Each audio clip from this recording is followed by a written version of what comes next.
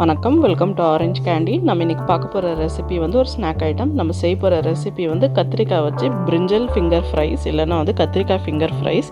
So இது வந்து நல்லா குழந்தைங்களுக்கு பிடிச்ச மாதிரி கத்திரிக்காய் எப்படி சேர்த்துன்னு வாங்க பார்க்கலாம். ஸோ இது சேர்த்துக்கு தேவையான பொருள் என்னென்னு பார்க்கலாம். இதுக்கு வந்து இந்த மாதிரி ஒரு பெரிய சைஸ் கத்திரிக்காய் எடுத்துக்கோங்க. இது வந்து நல்லா கொஞ்சம் கெட்டிமனாக இருக்கணும், லைக் ரொம்ப ஹார்டாக இருக்கணும். அப்போ தான் வந்து கத்திரிக்காய் வந்து நல்லா ஃபிங்கர் ஃப்ரைஸ் செய்யறதுக்கு கரெக்டாக இருக்கும்.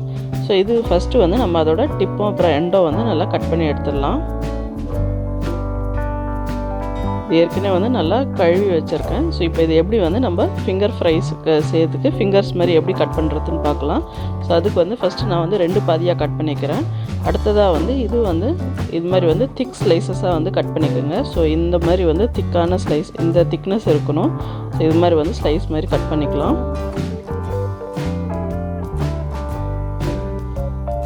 இது அடுத்ததாக வந்து ஃபிங்கர்ஸ் மாதிரி வந்து நீட் வாட்டத்தில் வந்து இந்த மாதிரி கட் பண்ணிக்கலாம். ஸோ நம்மளுக்கு வந்து நல்லா ஃபிங்கர்ஸ் மாதிரி வந்து இந்த மாதிரி வந்து நீட்டாக கட் பண்ணிக்கோங்க. ஸோ இப்போ இது வந்து பாருங்கள், சூப்பராக நம்ம ஃபிங்கர்ஸ் மாதிரி இருக்குது. ஸோ இதே மாதிரி வந்து மீதி கத்திரிக்காயும் வந்து ஃபிங்கர்ஸ் மாதிரி வந்து கட் பண்ணி எடுத்துக்கலாம். இப்போ பாருங்கள், மற்ற கத்திரிக்காயும் வந்து நான் வந்து ஃபிங்கர்ஸ் மாதிரி கட் பண்ணி எடுத்துட்டேன். ஸோ ஃபஸ்ட்டு வந்து நம்ம கத்திரிக்காய்க்கு தேவையான மசாலா சேர்த்து இது வந்து மேரினேட் பண்ண விட்டுடலாம். ஸோ இதுக்கு வந்து ஃபஸ்ட்டு தேவையான அளவுக்கு உப்பு சேர்த்துக்குங்க. இது கூட வந்து 1 டீஸ்பூன் அளவுக்கு வந்து சில்லி ஃப்ளேக்ஸ் சேர்த்துக்கோங்க.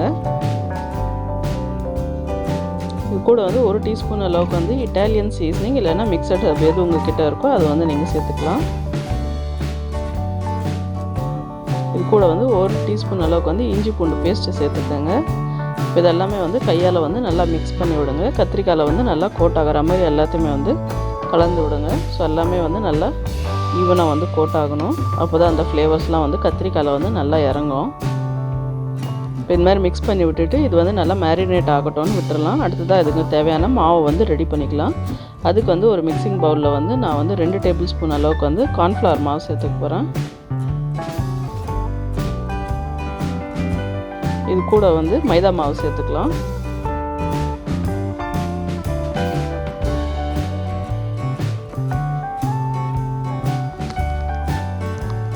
நாலு டேபிள் ஸ்பூன் அளவுக்கு மைதா மாவு சேர்த்துருக்கேன். அடுத்தது அது கூட வந்து 1 டீஸ்பூன் அளவுக்கு வந்து மிளகாத்தூள் சேர்த்துக்கலாம்.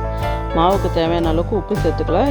ஏற்கனவே கத்திரிக்காயில் வந்து உப்பு சேர்த்துருக்கோம். ஸோ இதில் வந்து மாவுக்கு மட்டும் தேவையான அளவுக்கு உப்பு சேர்த்துக்கலாம் போதும். எல்லாமே வந்து நல்லா மிக்ஸ் பண்ணி விடலாம் நம்ம. இப்போ அடுத்ததாக வந்து இதில் வந்து கொஞ்சம் கொஞ்சமாக தண்ணி சேர்த்து கெட்டியெல்லாம் இல்லாமல் நல்லா திக்காக வந்து பஜ்ஜி மாவு பதத்துக்கு வந்து இதை கரைச்சிக்கலாம்.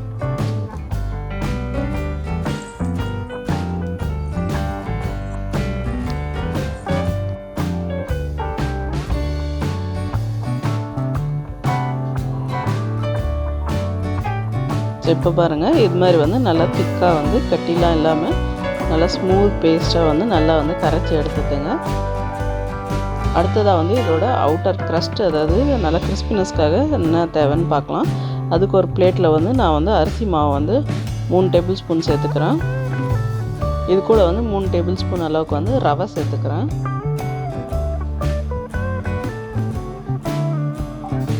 இதுக்கு தேவையான அளவுக்கு உப்பு சேர்த்துக்கலாம். வர 1/2 டீஸ்பூன் அளவுக்கு வந்து இங்கே வந்து மிக்சட் ஹர்ப் இல்லைன்னா இட்டாலியன் சீசனிங் சேர்த்துக்கலாம். இப்போ இதெல்லாமே வந்து நல்லா மிக்ஸ் பண்ணி விட்டுக்கலாம் நம்ம. இது வந்து நல்லா ஈவனாக மிக்ஸ் பண்ணி விடுங்க.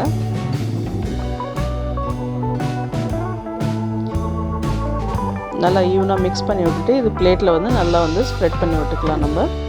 இப்போ பாருங்கள், நம்ம எப்படி ஃப்ரைஸ் சேர்த்துன்னு பார்க்கலாம். ஸோ நம்ம மேரினேட் பண்ணி வச்சுருக்க கத்திரிக்காய் வந்து இது மாதிரி நம்ம ரெடி பண்ணி வச்சுருக்க பேட்டர், அதாவது மாவு கலவையில் வந்து டிப் பண்ணிக்கோங்க. டிப் பண்ணிட்டு அடுத்ததாக வந்து நம்ம வெளியில் வந்து அதுக்கு ரெடி பண்ணி வச்சுருக்க பவுடரை வந்து மேலே வந்து கோட் பண்ணிக்கலாம்.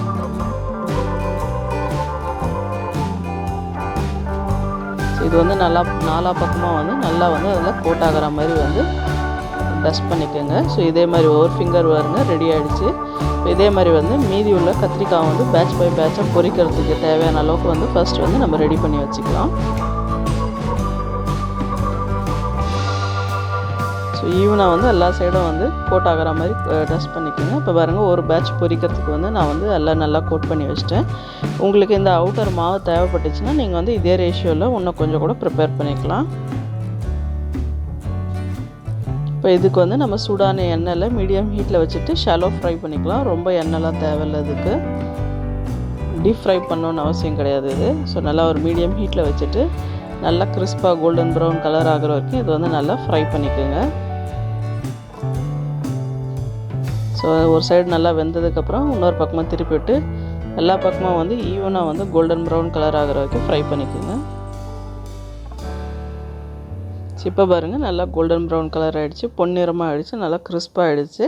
இப்போ வாங்க இது ஒரு பிளேட்டில் எடுத்து வச்சு நம்ம சர்வ் பண்ணிடலாம். இப்போ பாருங்கள் சூப்பரான டேஸ்டியான கிறிஸ்பியான முறுமுறுப்பு நம்ம பிரிஞ்சல் ஃபிங்கர் ஃப்ரைஸ் வந்து இல்லைன்னா கத்திரிக்காய் ஃபிங்கர் ஃப்ரைஸ் வந்து ரெடி ஆகிடுச்சு. இது மாதிரி நீங்கள் குழந்தைங்களுக்கு செஞ்சு கொடுத்தீங்கன்னா குழந்தைங்களாம் வந்து கத்திரிக்காய் சாப்பிடாத குழந்தைங்களும் இது வந்து நல்லா விரும்பி சாப்பிடும். நல்லா டேஸ்ட்டாகவும் இருக்கும். நல்ல ஒரு ஹெல்த்தியான ஸ்நாக். கண்டிப்பாக இந்த ரெசிபி ட்ரை பண்ணி பாருங்கள், உங்களுக்கும் பிடிக்கும்னு நினைக்கிறேன். ட்ரை பண்ணி பார்த்துட்டு எப்படின்னு வந்து கமெண்ட் செக்ஷனில் சொல்லுங்கள். அப்புறம் இந்த வீடியோ உங்களுக்கு பிடிச்சிருந்தா லைக் பண்ணுங்கள், ஷேர் பண்ணுங்கள், மறக்காமல் எங்கள் சேனலுக்கு சப்ஸ்கிரைப் பண்ணுங்கள். கூட வந்து